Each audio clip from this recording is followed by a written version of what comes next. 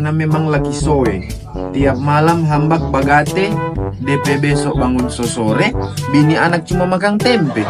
Apa itu Rasman? Orang pestatus Facebook, napa lagi? Pasti ule, sementara makan cabi umalele. Astaga, 1 juta orang yang komen. Ternyata mengeluh di Facebook itu bagus. Kalau begitu kita mau update status. Pas nih ambeien baru meletus.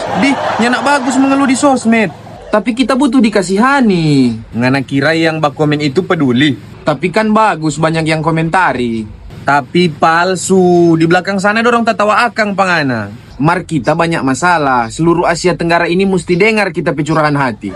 Kalau suka bacurhat, pilih jo 1-2 orang yang ngana percaya. Nggak semua di Facebook itu peduli.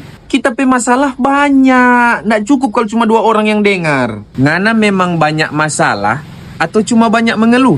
Maksudnya? Kadang torang lupa bersyukur padahal hidup sope mujur. Kadang torang terlalu sibuk mencari lebih sampai lupa mensyukuri apa yang so diraih. Iya juga sih. Makasih necek sekarang kita jadi mengerti. DP kunci cuma bersyukur. Iyo. Kalau torang ndak bersyukur biar leso jadi di Rut Pertamina. Tetap mau korupsi 193 triliun. Siapa sampai suka situ?